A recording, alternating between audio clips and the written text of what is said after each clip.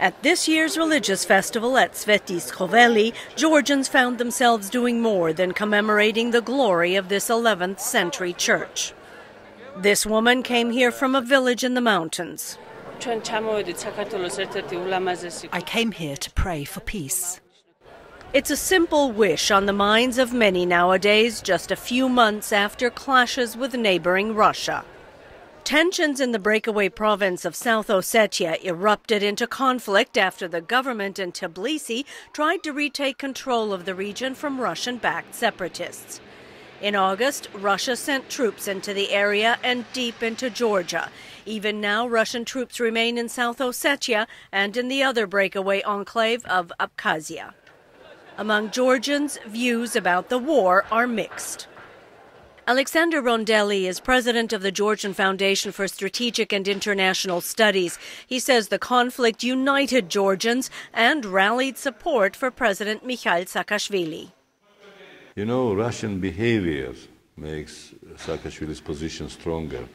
If Russians did not commit so many crimes on Georgian soil and behaved in different way, Saakashvili's position would be weaker.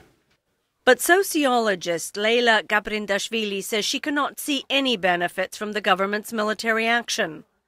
I think the conflict has led to a postponement of reconciliation with the people of South Ossetia and Abkhazia, and with the process of return of these territories for a long time. Georgia received expressions of support from the West during and after the conflict and is getting financial support to rebuild its army and its damaged infrastructure and to help civilians who fled their homes.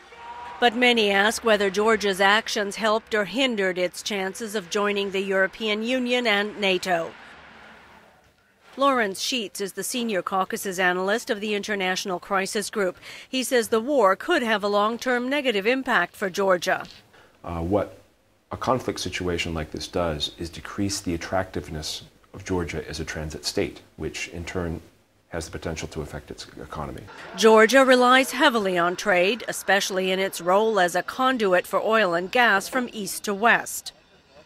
A sense of normalcy has returned to Tbilisi.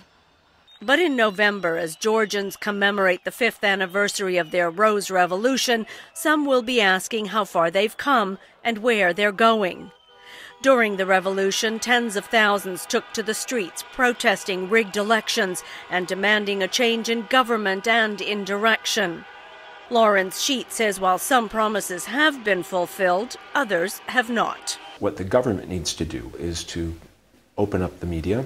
The atmosphere involving television had been one of increasing government control in recent months and in recent years. That has to be reversed. The second thing that the Georgian government must do is reform the court system, because the court system is not independent in this country.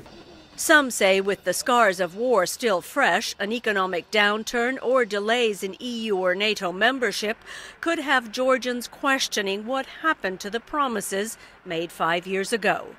Sonia Pace, VOA News, Tbilisi.